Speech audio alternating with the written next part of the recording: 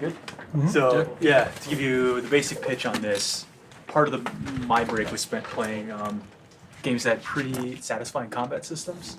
So I wanted to try to take ours. What do you have any examples? Yeah. So I was playing a game called Neo, which is like Onimusha plus Dark Souls. Okay.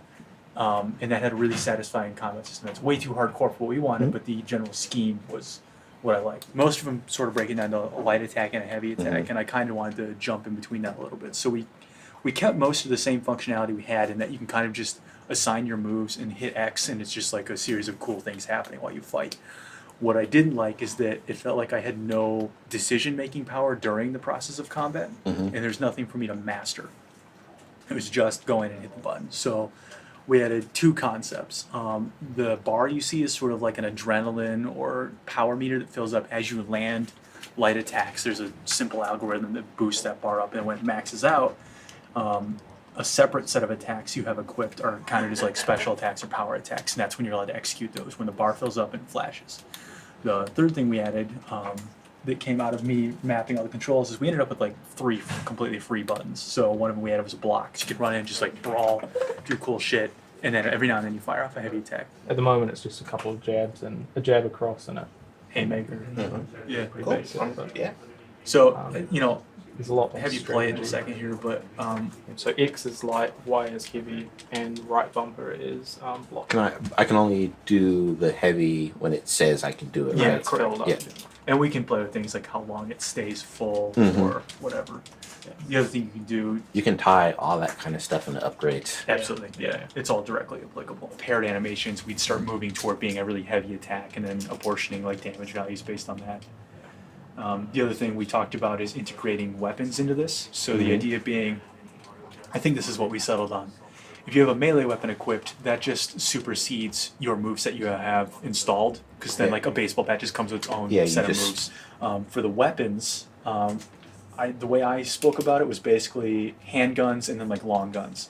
And then we'll treat that just like a fighting style. So instead of equipping like left hook, you incorporate like gut shot. You hit special, you do like draws his gun and fires it like John Wick-ish combat style. And then And some of the lights could be like gun butts. yeah, so it'll even the light attacks still incorporate the weapon. So if you have it in your hand, you'll still like pistol whip them, and then basically it's the things where you hit them with the gun are light attacks, and anything you use to shoot is one of the heavier attacks, just because they're much deadlier.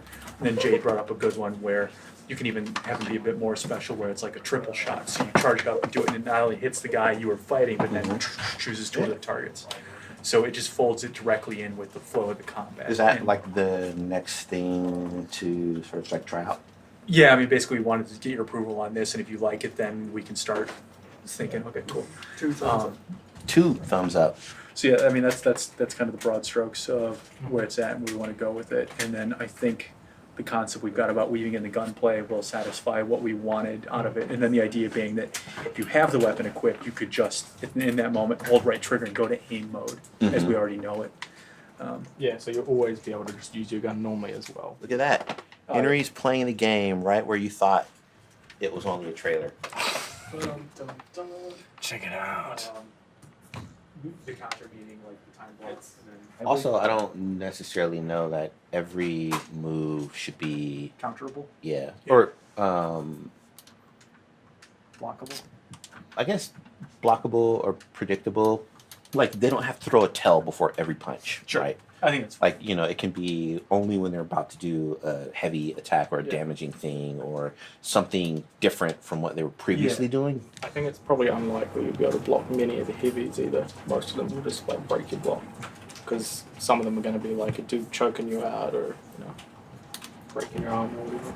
Another thing we talked about is like potentially having some form of AR, like predictive combat software. That's maybe what gives you the tells in terms of like a flash or a something. Sherlock I think we Holmes. can tie it into that. You got punched in the Got balls. trolled. Part of the benefit of getting a time block in is you negate all the damage that would ordinarily happen. You can absorb a few hits, like up to a threshold, and just break your block. A game that is more offense centered and less about trying to use the block as a combo to get a particular like Well, I mean, that's that's certain yeah. thing to happen. That's why it just kind of ties back into the adrenaline system. So it's a reward for being good at it, but you don't need it. I like being more technical in the way I approach a fight. So I'll do more of the block stuff. Whereas like George might just be a brawler and he wants to just go in and like do a bunch of cool light hits and then follow it up with a haymaker and just keep snowballing it forward. So it depends kind of on the pace of the combat the player wants. And then you talking about the way you wanted to handle like the itemization, the status stuff, I think all of that helps us let players drive toward a particular play style that they want to focus on. So if you want someone who just wants to amp their damage way up and then focus on the heavy hits to like take out the best enemies, allows the player some freedom in how they build their character up in terms of the style that feels good to them to play with. So yeah, basically this is basically where we're at with the controls, and the only mode switch is when you go from aim mode back to normal mode. So that's what each sheet's divided into. And then I like controller layouts. that's good. I think that It's very functions are looking around, our meta clipping and our hacking all in one. That thing there. So. Cool. You guys sound like you make games. I like you guys.